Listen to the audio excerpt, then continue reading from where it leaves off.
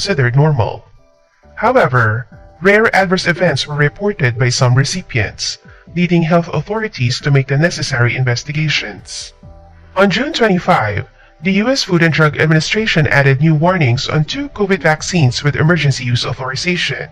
While the agency recommends getting these vaccines whenever possible, it wanted to relay critical information to caregivers, health workers, and patients. The warnings are to ensure the safety of those who may be at risk of certain conditions. Remember, the benefits of these vaccines still outweigh the risks, or pericarditis. The former is the inflammation of the heart muscle, while the latter is the inflammation of the lining outside the heart. This is because either condition has occurred in some of those who receive these vaccines. Although the chances are low, patients are advised to monitor for key symptoms: chest pain, shortness of breath, and feelings of having a fast beating, fluttering, or pounding heart. If they experience even just one of these signs, they must seek medical attention immediately to get treated.